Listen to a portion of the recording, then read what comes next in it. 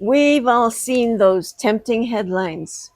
Right, move to paradise for $1,000 a month. Or live like royalty overseas.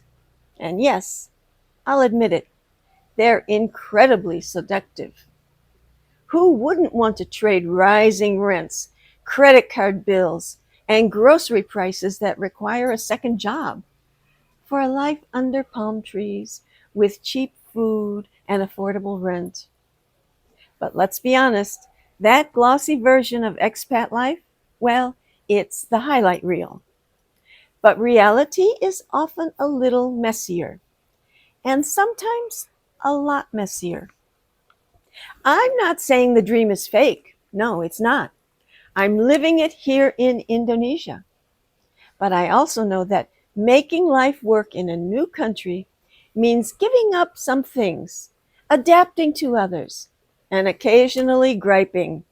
Well, that's not how we do it back home. So I'm starting a new video series to talk about what you actually give up when you choose the cheaper, slower, sunnier life overseas.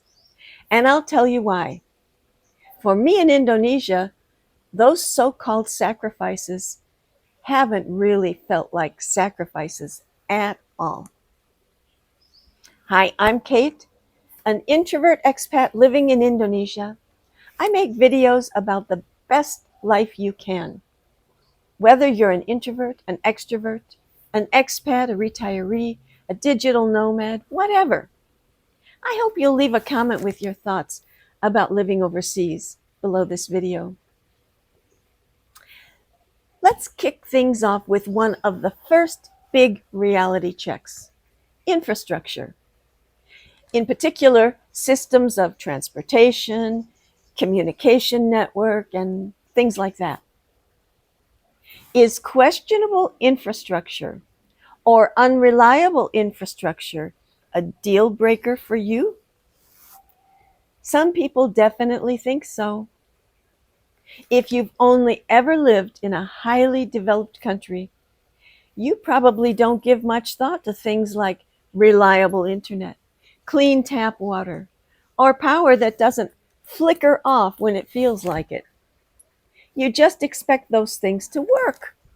I did too, until I moved to Indonesia back in 1982.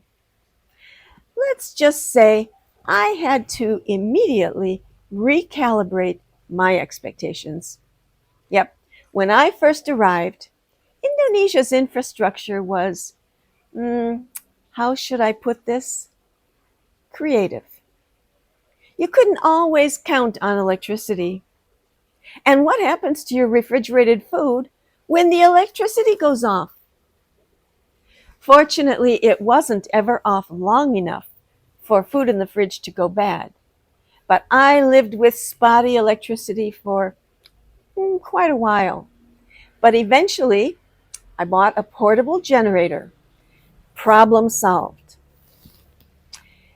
Back then, if I wanted a hot shower, I had to heat it myself on the stove. Yep, I lived with cold showers for many years. In fact, I found them to be very invigorating. But when I hit my early 70s, I decided it was time to get a hot water heater for my bathroom. Problem solved. Here's the thing.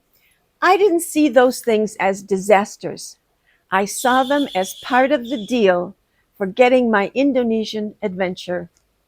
I wasn't in California anymore. I was in a country that did things differently with its own rhythm and logic, or no logic sometimes. And instead of expecting Indonesia to change for me, I adapted. Not overnight, for sure. But over time, I came to see the benefits in having to adapt. I learned patience and flexibility, things that had been or not been my strengths until I found myself in situations that I couldn't control. Yeah, in the past, no patience. If I wanted to do something or I wanted something, it had to be fast, fast, fast. But in fact, patience and flexibility became my new best friends. And I'll tell you something else. Those early challenges made me more grateful when things did work well. Fast forward now to today, and it's a whole different story here in Indonesia. The infrastructure here has grown and improved tremendously. Power outages? Not so often now, but I do still have my generator, just in case. The Wi-Fi? I run a YouTube channel from my home with no trouble.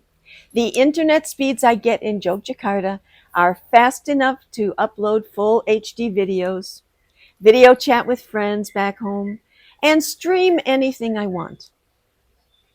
Sure, sometimes road traffic feels like it's directed by cats, and there might be other things that don't run like clockwork, but nothing that disrupts my daily life to any real extent. In fact, some of the conveniences here are as good as, and sometimes even better than what my friends describe in the US. For example, doctor visits. Waiting here doesn't seem to be as long as what my friend in California experiences. Groceries. I can order them online and have them delivered to my front door in quick time. Desperate for a Big Mac from McDonald's? Gojek will get it to me before I faint from hunger. Need a ride? GoCar works just like Uber and will get me a car in minutes. So while some expats might struggle with infrastructure problems, I don't have those issues in any meaningful way here in Indonesia. Why was I able to adapt? Well, I came here with realistic expectations. I didn't expect Indonesia to be like the US, and I didn't demand it to be. I learned. And Indonesia changed, growing, evolving, modernizing in ways I couldn't have predicted 40 years ago. But here's what I think a lot of potential expats forget. When you chase lower costs, you just have to give up something. That's just part of the deal. And sometimes that something is predictability or simplicity. That's not a problem if you're willing to be flexible. Indonesia's infrastructure systems work well now. But if you expect Yogyakarta or other places in Indonesia to run like Boston or Chicago, you're setting yourself up for disappointment. Keep in mind that no country is perfect, and that includes Indonesia. Sometimes the delivery guy can't find my house out in the countryside, even though I've pinned the map. Sometimes the volcano I live on sends its contacts my way and coats everything with thick gray ash. But none of those things make me want to pack up and leave. Because what I get in return, peace, affordability, a slower pace, a culture that values helping and friendliness. And yes, reliable enough infrastructure to run a business and live well. But remember, I've adapted very well. Not everyone does. So here are my final thoughts about infrastructure. If you want to move overseas to save money and start fresh, just be honest about what you're walking into. That cheaper life may come with some quirks.